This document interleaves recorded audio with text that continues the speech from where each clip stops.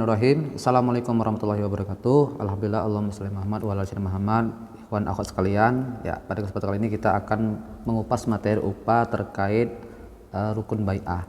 Nah, mengapa ini ada? Jadi ikhwan sekalian, ketika kondisi sekarang ya, kondisi umat sekarang yang begitu jauh ya dari agama, jauh dari tuntunan Allah Subhanahu wa taala, maka kita tentunya membutuhkan generasi-generasi yang siap ya untuk memecahkan permasalahan.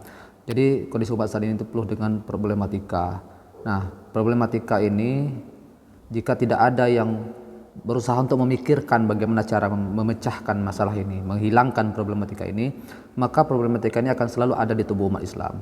Nah, maka untuk menghilangkan problematika ini kita butuh orang-orang yang paham ya, yang tahu dengan kondisi umat ini. Dia memahami kondisi umat ini dan tahu apa yang harus dilakukan, apa yang harus mereka usahakan agar mereka bisa memecahkan problematika ini.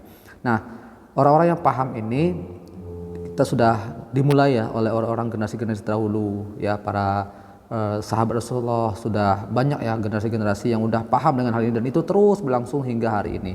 Nah, sekarang ini ada kondisi-kondisi di mana mereka yang paham ini terputus hubungannya dengan orang-orang yang belum paham, orang-orang yang masih berada di luar, yang mereka tuh belum tahu kondisi umat, mereka masih cuek, mereka tidak peduli dengan kondisi umat saat ini.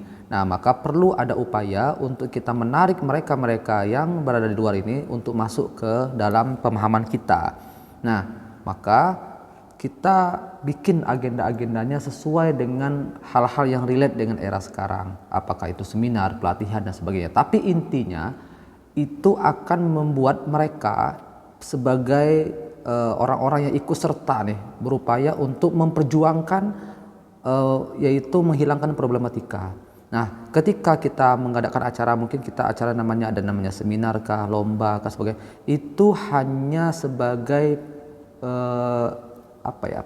untuk mempercantiknya saja, sebagai penarik saja, tapi bukan ini intinya.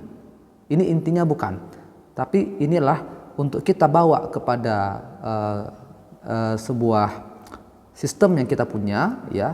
Lalu di sistem ini kita membuat mereka tuh jadi paham. Nah, sistemnya kita sebutlah dengan namanya UPA tadi ya.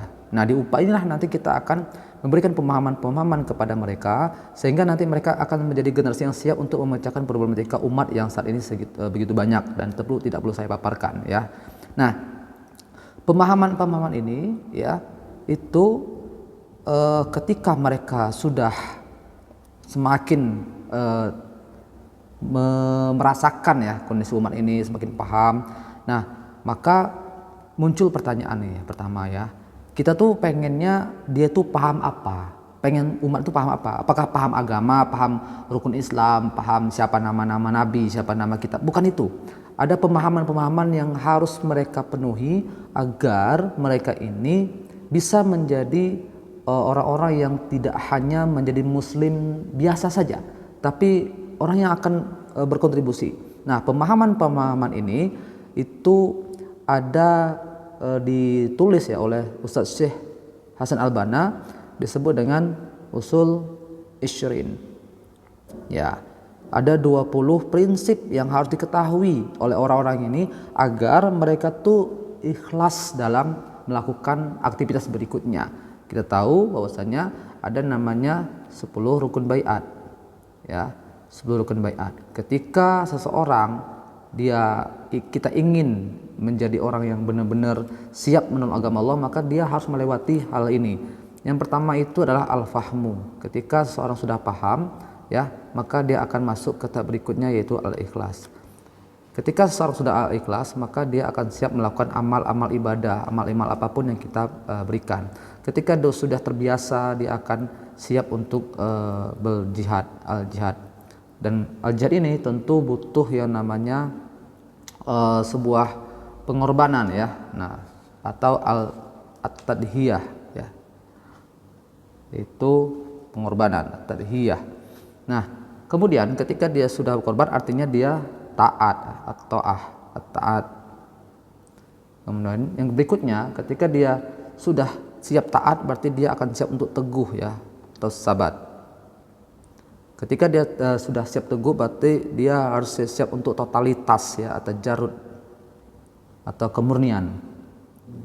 Nah, berikutnya maka dia akan siap untuk al-ukhuwah, ukhuwah bersama kita, ukhuwah.